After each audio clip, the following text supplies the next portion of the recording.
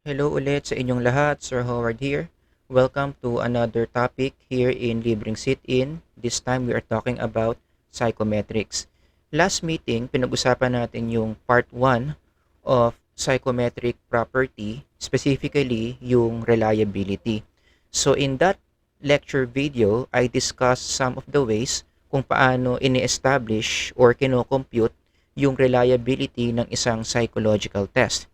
And let me again repeat, very important, that establishing the reliability of a test, which is a psychometric property, is very important because this will determine the functionality of the test. Mas maganda ang reliability, mas magandang gamitin yung psychological test. So for today, we are going to continue our discussion on reliability. We are going to discuss some other methods, some other ways on how to compute for the reliability of a psychological test.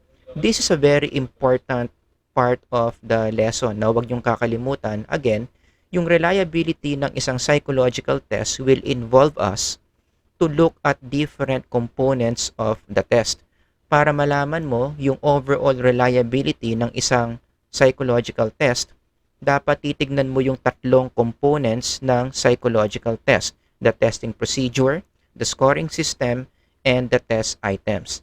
Last meeting, natapos na natin yung methods of determining the reliability of the testing procedures of a psychological test.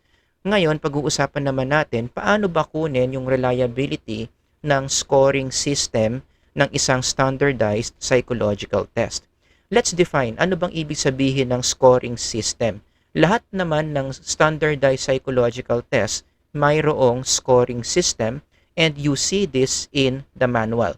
There will always be a part in the manual where the test user, the one administering the test, will be taught, tuturuan siya kung paano kunin ang raw score nung psychological test na yon. So what we do here is, kapag hinahanap natin yung reliability of the scoring system of the test, we want to find out if the scoring system is easy to understand. Yung scoring guidelines, yung instructions on how to score the test, how to get the raw score of the test, is it easy to understand para sa mga test users? Okay, so yun yung pinaka-focus natin sa pag-compute ng reliability of the psychological test scoring system. Para mas malinaw, let me give you a concrete example. Halimbawa, nasa kamay mo yung multiple intelligences test na dinevelop ni Howard Gardner. Now imagine, kino-compute natin yung reliability ng scoring system of the MI test. Okay? Tanong, ano ba yung scoring system ng multiple intelligences test? Ano ba yung instruction? This is the instruction on how you get the raw score of the multiple intelligences test. Let me read. Circle the numbers below that you check on your multiple intelligence checklist, then count how many circles you have in each column, and write that number at the bottom of each column. And then, bibilangin mo kung ilang circles yung meron sa bawat isang column, and that will be more or less the raw score of that person for that certain intelligence. So meron kang 1, 2, 3, 4, 5, 6, 8 different raw scores here based on the number of circles na makikita mo per column. Now again, nasaan yung scoring system dyan? Yung instruction doon sa taas. Circle the number below that you check on your multiple intelligence checklist, so on and so forth. Yun yung scoring system. Yung instruction na yan, that's the scoring system. Again, ang gusto nating malaman, is that instruction clear enough for everyone who plan to use this psychological test? Yan yung ginagawa natin sa pag-establish ng reliability ng isang scoring system. The same thing, for example, with MBTI, the Myers-Briggs Type Indicator. Nasaan yung instruction on how to get the raw score of MBTI? Nandito. Follow my cursor. Number 1, number 2, number 3, number 4, number 5. These are the steps para makuha mo yung separate raw scores for letter E, for letter I, letter S, letter N, letter T, letter F, letter J, letter P. Kailangan makuha mo yung lahat ng raw scores for each letter. And how do you do that? By using this 5-step instruction. Again, what we want to find out in this procedure is, klaro ba, maliwanag ba yung scoring system? Kahit sino ba na gumamit ng psychological test na ito, magigets ba nila ng maayos, ng malinaw on how to get the raw score of this test? Now, I hope you realize here how important to establish or how important it is to make sure that the scoring instruction is very clear, easy to understand, easy to follow. Bakit mahalaga yan? Kasi remember, this scoring system will lead us to the raw score. And the raw score will lead us to what we are going to say about the client. Of course, after we compare the raw score to the norm, di ba? Pero doon lahat ng gagaling sa raw score, yung assessment natin of the client. Everything that we will say about a client, everything that we will decide for the client, everything that we will recommend to the client that they will do, it all depends on the raw score that you computed. Pero, yun na nga, yung raw score na mako-compute mo, sigurado ka bang tama? Para maging tama yung raw score na makukuha mo from checking a test, dapat malinaw sa'yo, master na master mo, na iintindihan mo in the first place how to compute that raw score. Because I hope you can connect the logic if you don't get how the instructions work because it's so confusing. Iba-iba ng interpretation yung iba't ibang mga test user. They don't understand how to get the raw score. Ano mangyayari? That may lead us to a raw score that is wrongly computed. At problema yan. Kapag yung raw score na nakuha mo mali, kasi hindi mo in-apply ng maayos yung instruction, kasi mahirap intindihin yung instruction, ano mangyayari? Maling raw score, maling interpretation. Maling interpretation, maling recommendation, baka malagot ang iyong license. I hope that's clear. So it's really important for us to make sure that the instructions on how to get the raw score is very clear for anyone who will be using that psychological test. And the method that we use para ma-check kung gaano kalinaw yung instruction ng pag-i-score ng isang psychological test is called the inter-scorer reliability. In some textbooks, ang tawag nila dito, inter-rater reliability, basically the same. Let me show you the steps kung paano ba tayo nag-i-inter-scorer reliability. Step 1, hahanap tayo ng at least 2 raters. Pwede namang 3, pwede namang 4, but for the sake of our discussion, minimum of 2 raters. Anong gagawin ng mga raters na yan? They will be the ones to score your pilot psychological test. So, hanap ka ng 2 raters. Step 2, turuan mo yung 2 raters na yan ng scoring system na ginagamit ng isang psychological test. Again, before you publish a psychological test, the scoring system is already at work. I assume no, na nagawa na yan. Meron ng scoring system. There is already a certain way, a certain system that you say to the manual, everyone should follow to get the raw score. Yun ngayon yung ituturo mo doon sa 2 raters. Turuan mo yung 2 raters kung paano kunin yung raw score. Step 3, kapag naturuan mo na sila kung paano kunin yung raw score using the system na ginamit doon sa psychological test, yung nakalagay sa test manual, administer now the psychological test to sample or to pilot subjects. Sabihin natin 30 pilot subjects. And then, step 4, kapag nasagutan na yung test ng 30 na pilot participants, ano nang gagawin natin? We are now going to give those papers to each of the 2 raters. So si rater A, kukunin niya yung mga papel na sinagutan ng pilot subjects. Rater B or rater 2, ganun din. Checkan din niya yung mga papel ng mga participants dito sa procedure na ito. So both raters will be scoring the same participants. I hope you get that. So halimbawa, isa ako sa mga pilot participants in this procedure, there will be two people who will be scoring my paper. Si Pedro at saka si Juan. Si Pedro at si Juan, sila yung dalawang raters na tinuruan kung paano iskoran o paano kunin yung raw score ng test na kinuha ko using the system indicated in the manual. So ang gusto nating malaman, yung raw score ba na makukuha ni Pedro ay kapareho sa raw score na makukuha ni Juan base sa scoring system na tinuro mo sa kanila. Para mas malinaw, if you put that in a diagram, let's speak draw a person test. Halimbawa, draw a person test. Believe it or not, ang draw a person test, meron siyang scoring system. Meron siyang certain instructions on how you score the drawing. Ang draw a person test, hindi lang siya basta-basta na nag-drawing yung bata, in-interpret ng psychologist. There is a system. Scoring system. How you interpret the drawing. Such as what you can see right here. Ayan, no, meron siyang mga point system.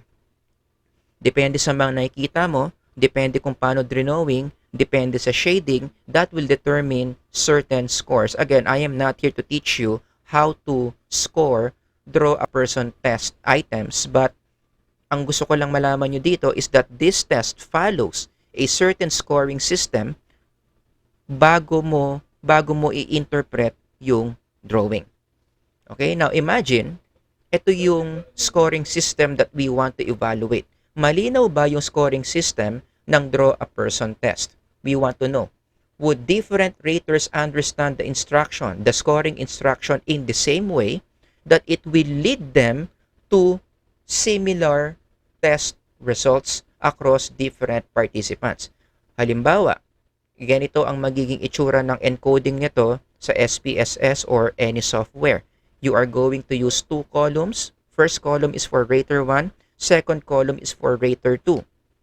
Okay, imagine drawing 1 is this drawing. So anong gagawin? Using the instructions, using the scoring instruction of draw a person test na tinuro mo na kay rater 1 at kay rater 2, papa-iskoran mo ngayon tong drawing na ito kay rater 1. Papa-iskoran mo yung drawing na ito kay rater 2. And then, let's find out if they will be getting the same scores. The same thing with drawing number 2. Let's say ito yung drawing number 2. Ipascore mo yan kay rater 1. Ipascore mo yan kay rater 2. Ano yung total scores nila? Tignan natin kung malayo, kung malapit, kung pareho. Drawing 3. This is the drawing. You do the same procedure. Ibigay mo kay rater 1. Ibigay mo kay rater 2. Let them score it using the system written in the manual. And let's see kung malayo o malapit ba yung score or kung pareho ba yung score na makukuha nila. So on and so forth, no? Drawing 4, drawing 5, bahala kayo kung ilang drawings yung gusto nyong ipa-interpret sa dalawang raters na ito. But based on this slide, I hope you understand the logic of inter-rater reliability. At the end of the process, imagine niyo meron itong 30 na drawings na lahat ni-rate ni rater 1, lahat ni-rate din ni rater 2 using the same scoring system. Now, let's correlate.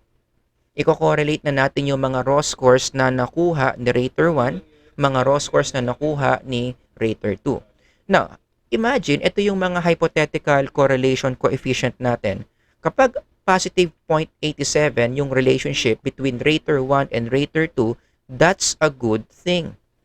That proves that the scoring system is so clear that their scores, the scores of rater 1 and rater 2, in evaluating the drawings, more or less are consistent or the same.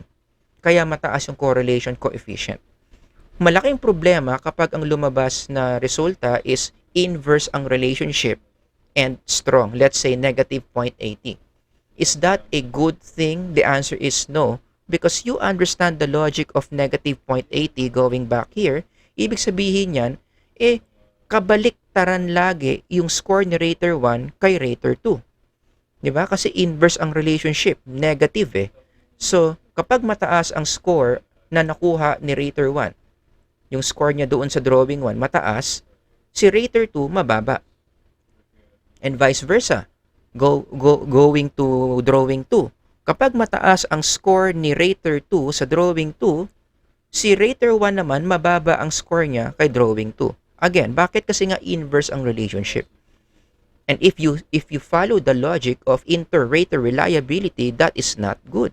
Because it means there is something wrong in the testing instruction or in the scoring instruction that the raters are not agreeing with what raw score should be reported. Kasi nakakapagtaka yun, iisa lang naman sila ng scoring system na ginamit, pero bakit ibang-iba yung mga raw scores na nakukuha nila?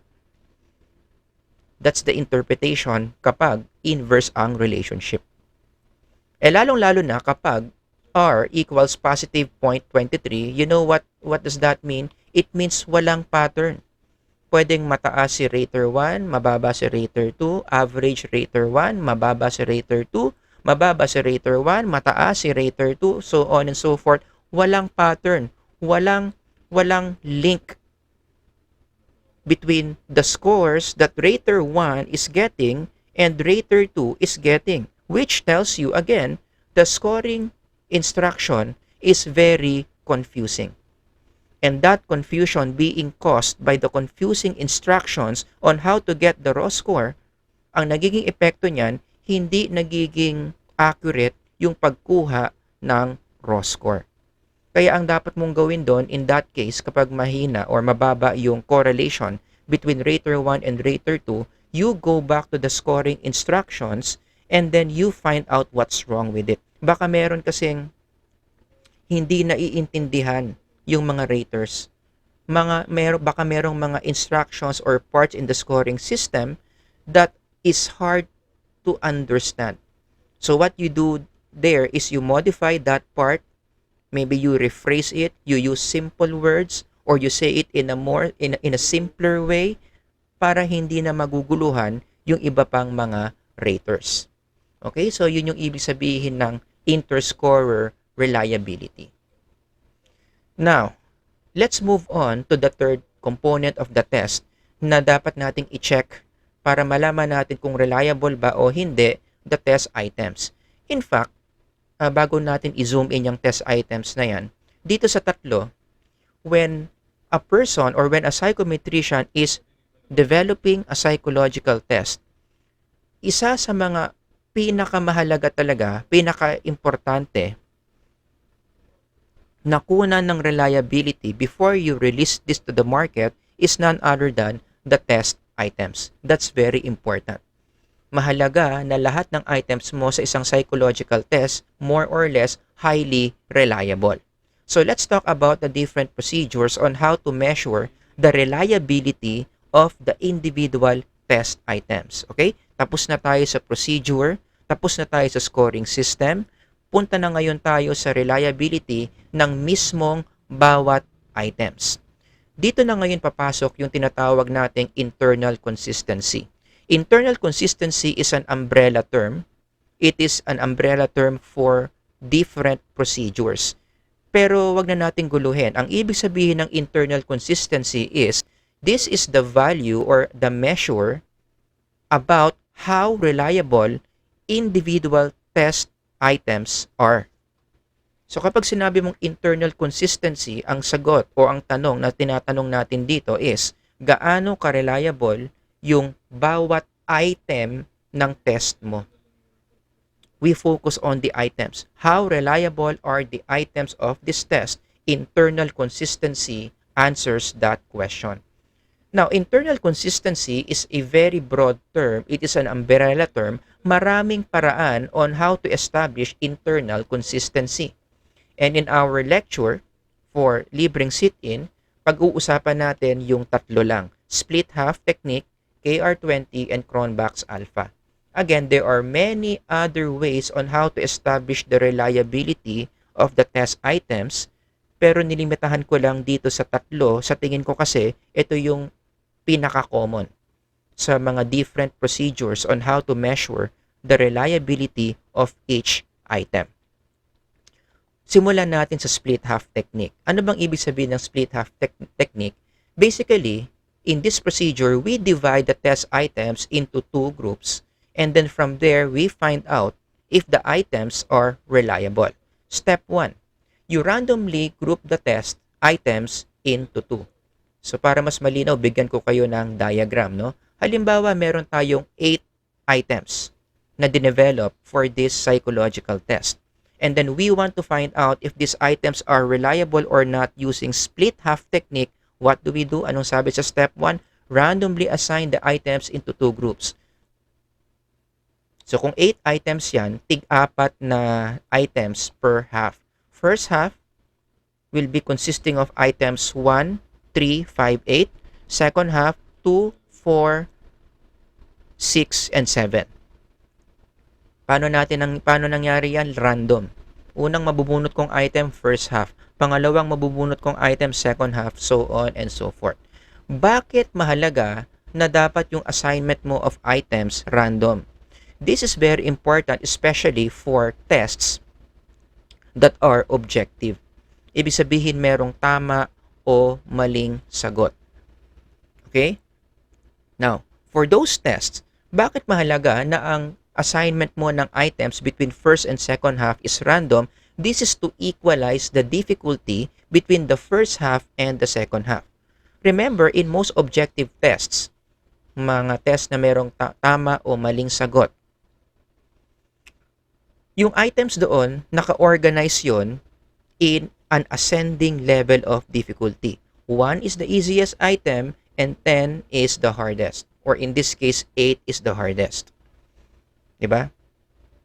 Ngayon, ano ang logic kapag inassign mo yung random items into first half and second half, more or less, that will equalize the difficulty between the first half items and second half items.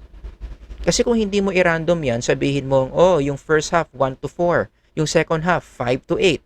May malaking problema dyan, especially when these items are organized in an ascending level of difficulty. At ano ang problema doon? Magiging sobrang dali ng first half kumpara sa mga items ng second half. Kasi nga, ascending level of difficulty. So, yung 1, 2, 3, 4 sa first half, sobrang dali nun kumpara sa mga difficulty ng items from 5, 6, 7, 8 sa second half, which is mas mahirap. Hindi ngayon magiging equal yung difficulty between the first half and the second half. And in statistics, wala tayong karapatan na ikumpara yung dalawang variables kung more or less hindi sila pareho. So, you apply that principle here. Kung mas mahirap ang second half kumpara sa first half, then there's no point to relate the second half to the first half. Dapat equal yung difficulty. And how do you do that? By randomly assigning items into first half and second half. Actually, other than randomization, meron pang isang paraan, no? Hindi ko na lang nailagay dito sa slide. Pwede rin yung odd-even method. 'Di ba? So, yung first half mo, 1, 3, 5, 6. Second half mo, 2, 4, 6, 8. Pwede yon. Kasi, pag in-alternate mo yan, more or less, yung difficulty between first half and second half, magiging pantay rin lang naman. Kasi binabalasa mo ng alternate, 'di ba? Number 1, first half. Number 2, second half. Number 3, first half. Number 4, second half. You get the point. It will equalize the difficulty between the two halves. Now that you have divided the items into two halves, step 2, you now administer each half to a single participant. So, ang treatment mo doon sa first half, para na siyang isang whole test. Ganun din yung sa second half. So, halimbawa, isa ako sa mga participants. Uupo ako sa upuan, meron akong lamesa, bibigyan ako ni psychometrician ng first half items. Gets nyo? So, I'm going to answer item numbers 1, 3, 5, 8. And then, bahala yung psychometrician. After that, siguro merong interval. Anong gagawin? Sasagutan ko naman yung second half. 2, 4, 6, 7. Okay? I hope that's clear. So, ganun ang gagawin sa akin. Ganun ang gagawin sa iba ko pang kasama na magiging pilot subject for this procedure. Step 3, now you are going to total the scores that you got from each half. Para mas malinaw, ito yung table, lakihan ko. Ito si number 1, ito si Pedro, yung kanyang raw score for the first half is 30. Yung score ko naman sa second half ay 28. You get the point? So again, ako tong si subject 1, halimbawa, dalawa ang magiging score ko. 'Di ba? Dalawa ang magiging score ko. Score ko sa first half at yung score ko sa second half. You see? Yan yung tinatawag natin split half. Ganun din si participant number 2. Dalawa ang score niya. 'Di ba? In-administeran siya ng first half, in-administeran siya ng second half. So dalawa ang magiging scores niya. Kunin mo yung raw score niya ng first half, kunin mo yung raw score niya ng second half. Ganun din kay number 3, kay number 4 hanggang sa dulo o hanggang doon sa huling participant. You do that procedure. So each participant in this procedure will have 2 scores. The score for the first half of the items and the score for the second half of the items. And as you already anticipate, tuwing ganyan ang forma sa SPSS, 2 variables, maraming numbers per variable, 2 columns, i-correlate mo na ngayon. So ano ba yung mga potential correlation coefficient from this procedure? Imagine if the correlation coefficient is positive 0.90 between first half and second half items.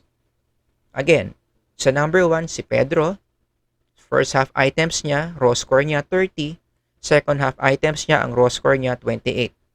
Ganun din sa 30 pa na participants dito, and then you correlate positive 0.90. Anong ibig sabihin yan? Ibig sabihin yan, it's a good thing. Ibig sabihin yan, consistent yung score ni subject number 1 sa first half with the second half. Kung mataas ang nakuha ng isang participant mo sa first half, malamang sa malamang mataas din sa second half. Kung mababa sa first half, malamang sa malamang mababa rin sa second half. Kung average lang sa first half, malamang sa malamang average lang din sa second half. Ganyan ang ibig sabihin ng positive 0.90. There is a direct link between first half scores and second half scores. Okay? So more or less, yun ang sinabi ko kanina, high first half, high second half, low first half, low second half. Where first half goes, second half follows, direct and strong relationship. Ngayon, ang problema, kapag mababa yung reliability, kinorelate mo yung scores mo for your first half o yung scores ng participants sa first half with the scores of these participants with the second half, tapos 0.10 ang lumabas, anong ibig sabihin? Problema yan. Hindi consistent yung mga items in that test. So, ibig sabihin yan, kapag positive 0.10, walang pattern between the first half and the second half items. Pwedeng mataas si Pedro sa first half, average sa second half. Mababa si Juan sa first half, high naman siya sa second half. Walang pattern.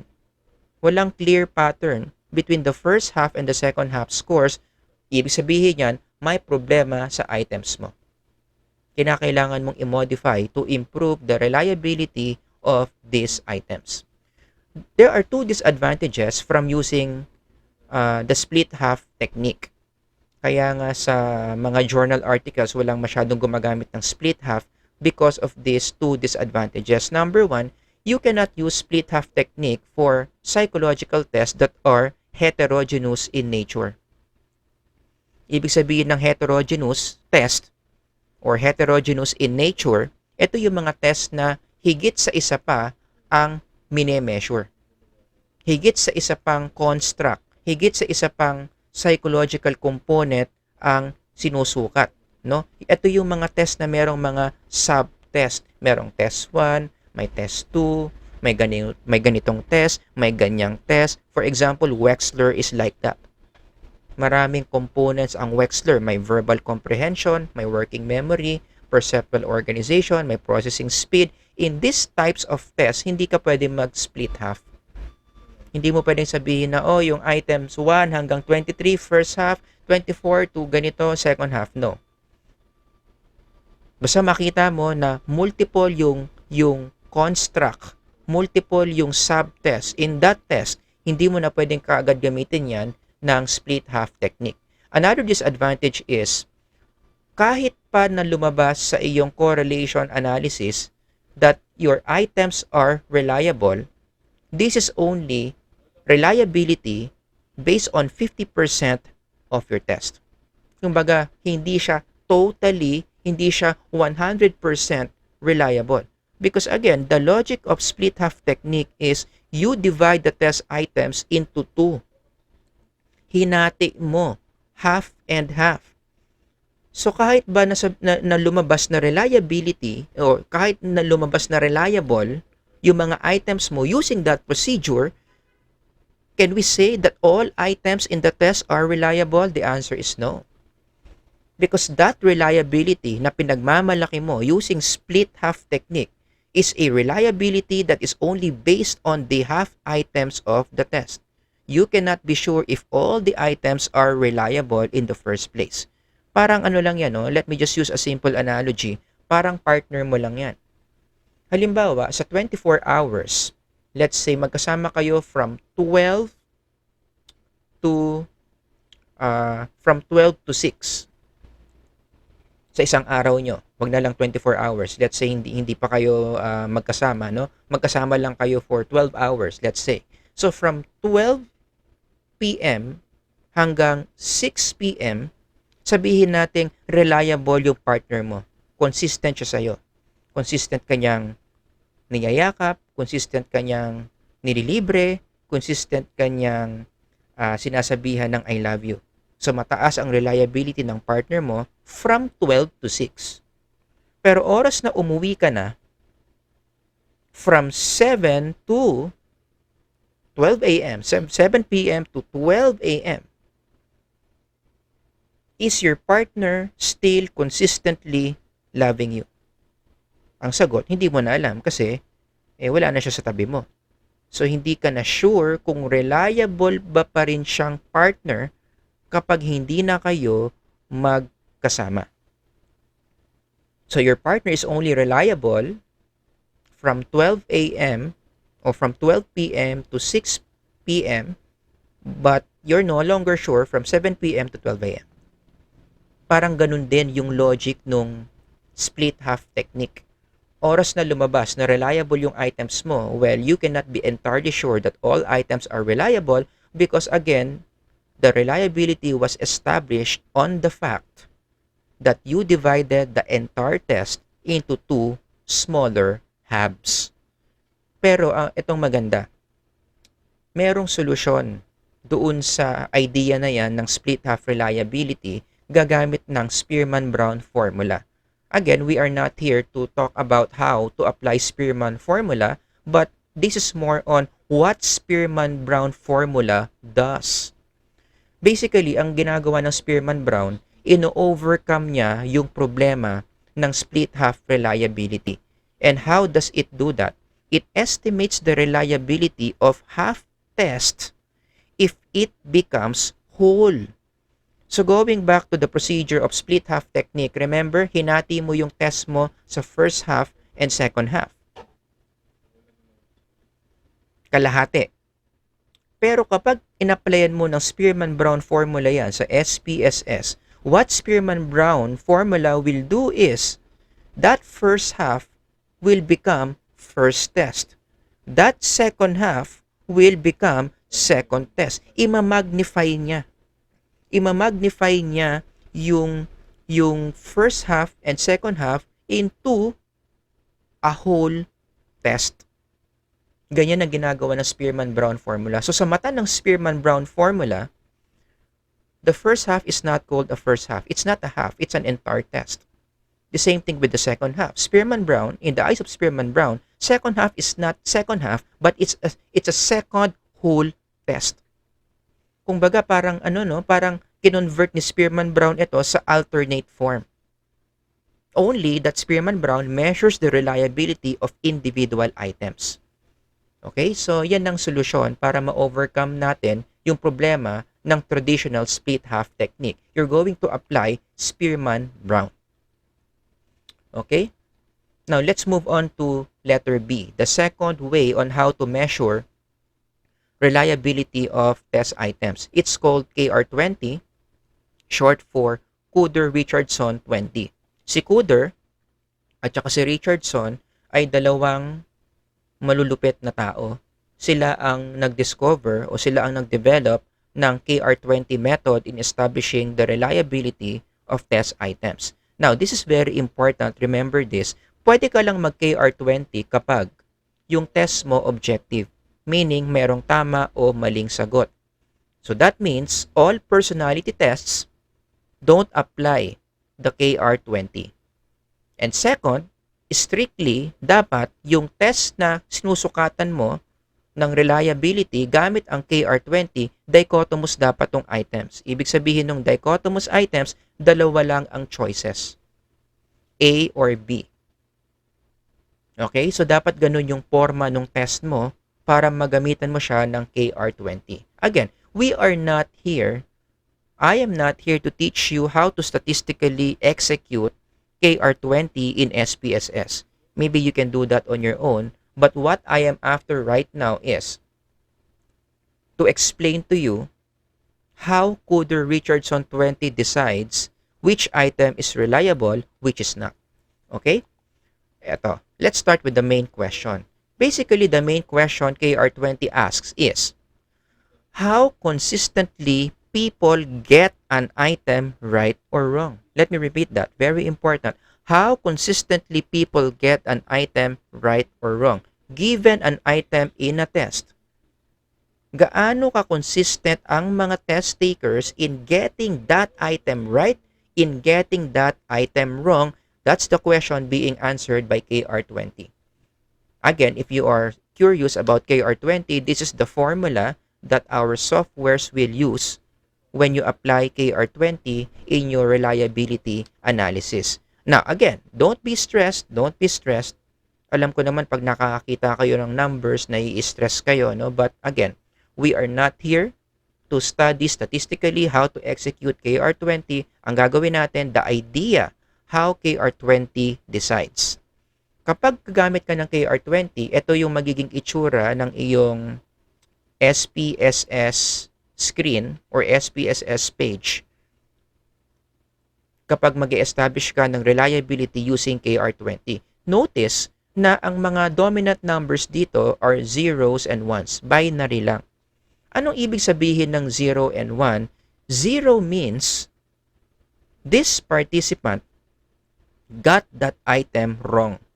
1 means this participant got an item correct. Kaya kung mapapansin niyo, kung palalakihin natin, if this is participant 1, lahat ng nakuha niya across 11 items ay 1, ibig sabihin, he got all items right. Etong si number 2, tama siya from items 1 hanggang 8. Nagkamali siya sa item 9, nagkamali siya sa item 11, tama na naman siya sa item 10. Si participant number 3, tama sa item 1, mali sa item 2, so on and so forth. You get the logic. Ganon ang pag-encode ng data kapag gagamit ng KR20. What we care about is whether an item was right or wrong, or whether each item was correctly responded to by the participant. Yun ang ibig sabihin ng KR20. Ganun siya tumingin. Now, again, look at this part of the screen. Kukunin natin yung letter P and letter Q in KR20. Letter P is the percentage of who got it right, and Q is the percentage who got it wrong. Again, based on this logic, why is KR20 so concerned about these numbers?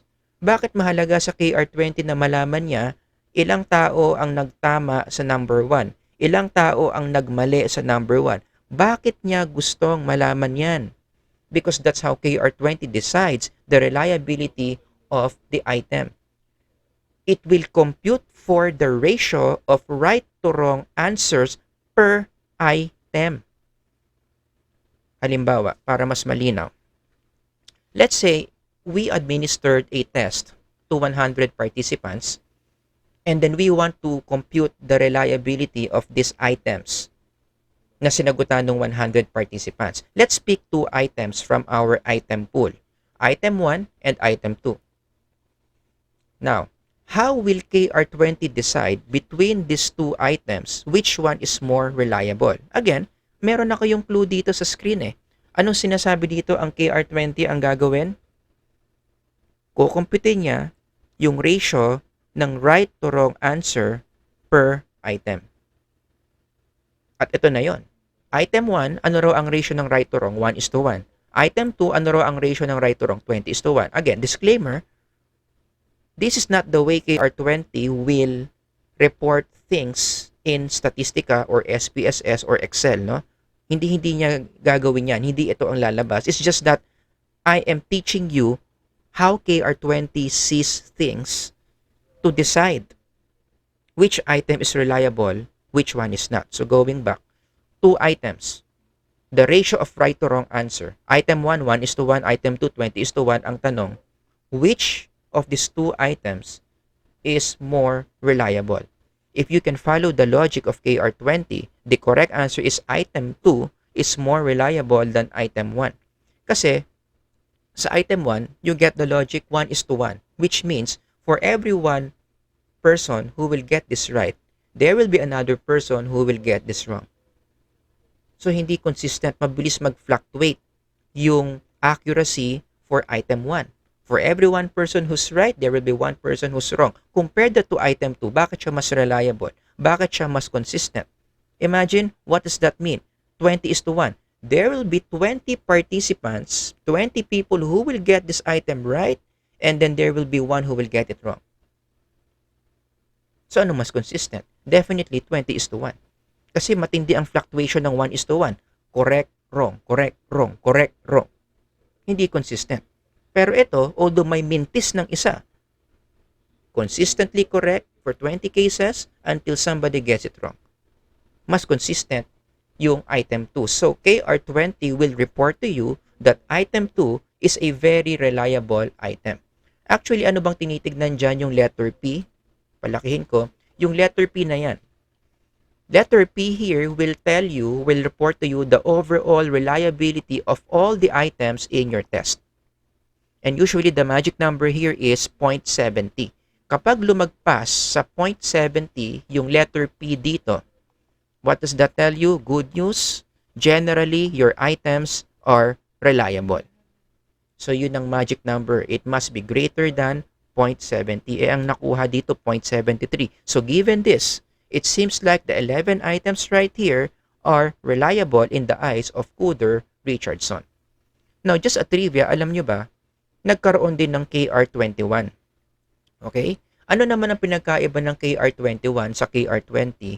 KR21 was developed for items with equal difficulty.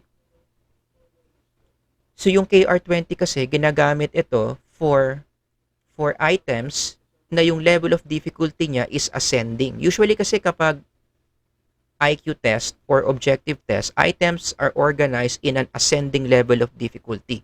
One is the easiest, the last item is the hardest. Now, KR20 demands that. Kailangan yung organization ng items mo ganun, ascending level of difficulty.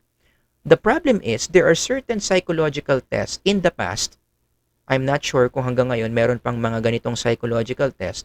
But for those tests, pare-pareho yung item difficulty from the first item until the last item.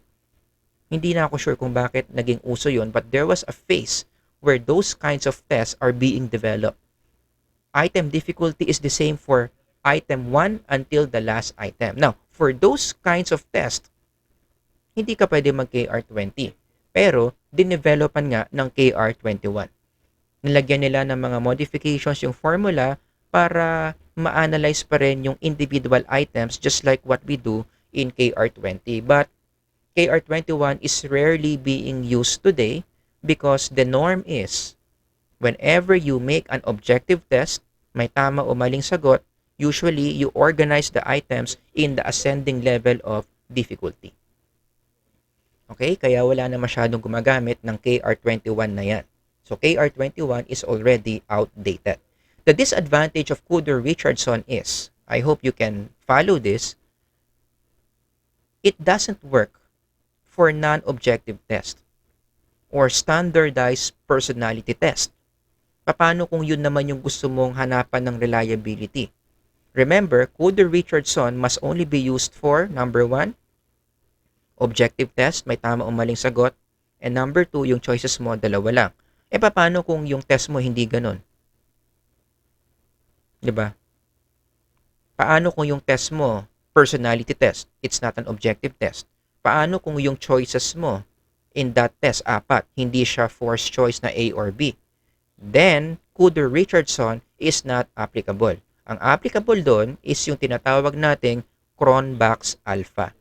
And I think I'm confident to say that in our field today, Cronbach's alpha is the method of choice in establishing the reliability of different test items. Halos lahat ng journal articles na basahin mo, talaga makakakita ka ng alpha values, especially if the paper is very quantitative. And you see this a lot in the instrument section. You see this a lot in the results section. Bakit ang Cronbach's alpha ang pinakasikat? Walang kaarte-arte ang Cronbach's alpha. You can apply this method for objective test, for non-objective test, even for multiple response items. Kaya halos lahat ng mga psychometricians, when they are studying the reliability of individual items, they stick with Cronbach's alpha. But we are going to stop right here. Part 3, doon natin i-discuss kung paano ba mag-decide ang Cronbach's alpha in terms of which items are reliable, which ones are not. Yan yung pag-uusapan natin. Kasi baka masyado kayong ma-overwhelm sa mga sinasabi ko. So you just focus first on the methods that I discussed before this, before Cronbach's alpha. And next meeting, we will talk about how Cronbach's alpha is used in the field of psychometrics. So I hope you learned something from me, no, sa maikling lecture natin na ito. So kung meron kayo mga kakilala na nagre-review or kailangan nilang marinig itong mga sinabi ko ngayon, you have my permission to share this video. Okay, thank you everyone for listening. Until next time, we'll talk about Cronbach's alpha. God bless.